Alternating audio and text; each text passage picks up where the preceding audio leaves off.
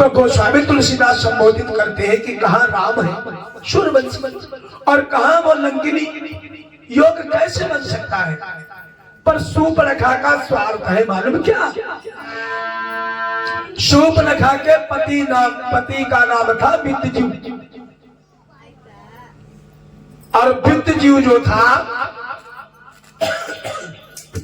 पाताल लोक का निवासी था।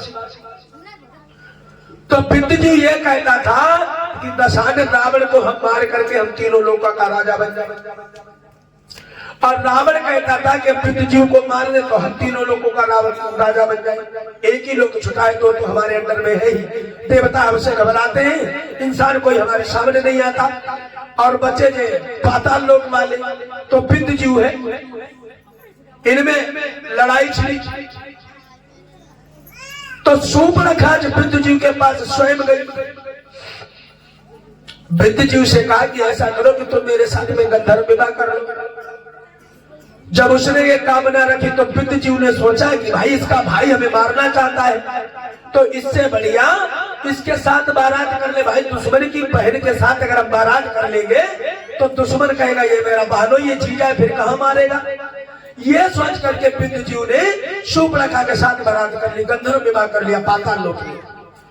और इधर दशानन को पता लगा, दशानन ने उसे मारने के लिए अपने गुप्तचर भेजे, तो वो भी आया। जब आया लेकिन उसकी बहन सूर्पणखा नहीं आ पाई थी, पर दशानन को नहीं पता था कि मेरा बहनोई है। सूर्पणखा से पहले ही विद्यजीव आ गया दशानन की सभा में। तो दशानन ने विद्यजीव ने सोचा कि अब तो भाई हमारे साले साल हो गए, तो संधि हो जाएगी, मित्रता हो जाएगी।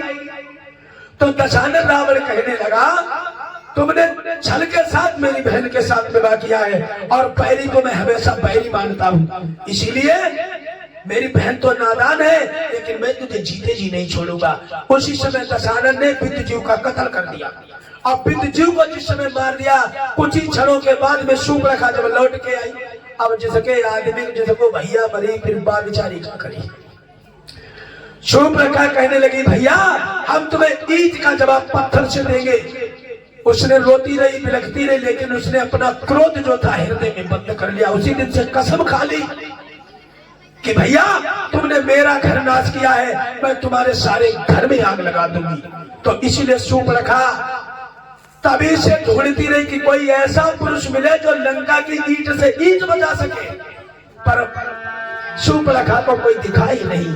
इन दो पुरुषों को देखा तो सूर्पणखा ने कहा अब हमें लगता है हमारे भैया से मुकाबला करने वाला इंसान मिल गया है, अब इससे बैर बढ़ाना चाहिए। लक्ष्मण से बोली तुम देखे मुझे मुस्कुरा क्यों रहे हो, ऐसा करो मेरे साथ शादी कर लो। कि मुझको देख कर बार बार हे वीर तुम मुस्कुराते हो।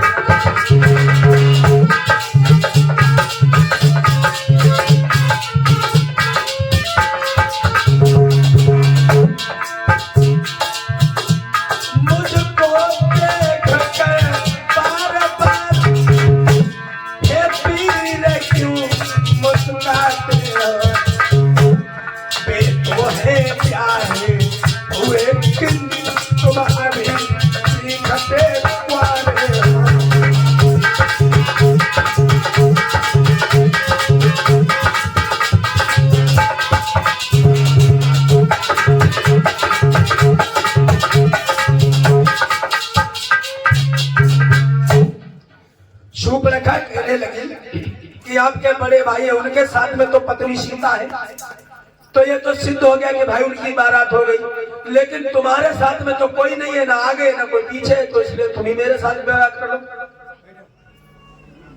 पर एक बात याद रहे, दशरथ ने चारों बेटों की विवाह कर दी थी जनकपुरी में।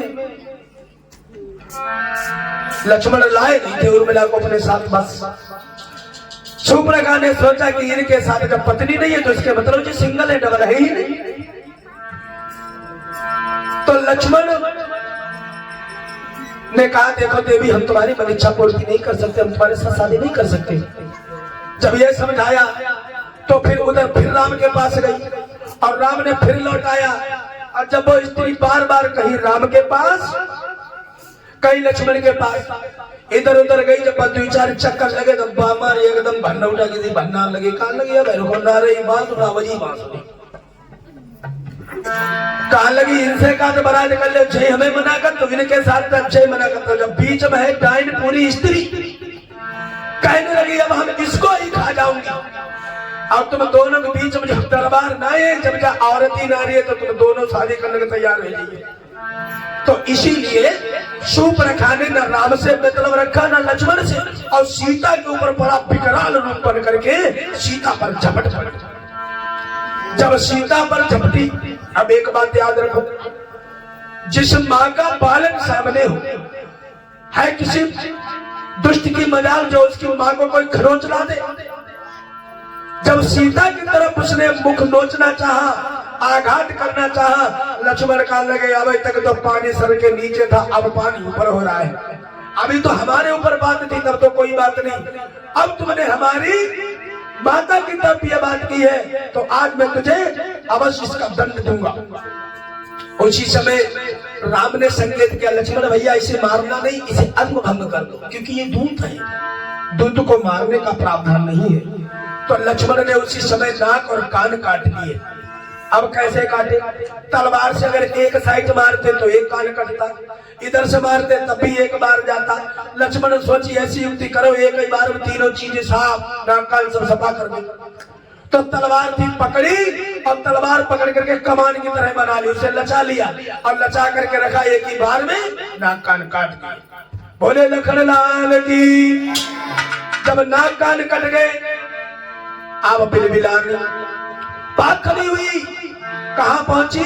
खरदूषण तिसरा के पास। और खरदूषण तिसरा ये 3 भाई थे और उनकी सेना कितनी थी? 14,000 उसी जंगल में रहते थे, 14,000 निशाचर। और तो जब जा रो करके पहुंची, बोली भैया भैया अब जा बताओ, अगर जिस बहन की पल्लू सिर पर ना पड़ा हो, धरती पर पड़ा हो, मांग तितरी बितरी हो, अच्छे प्रकार से वस्त्र ना पहने हो, भाई देखे तो उसका खून खोलेगा कि नहीं खोलेगा? ऐसे ही खरदूषण तिसरा ने जब शूर्पणखा की हालत देखी कि एकदम से कहने लगे, अरे बहन ये तेरी किसने दशा बनाई है?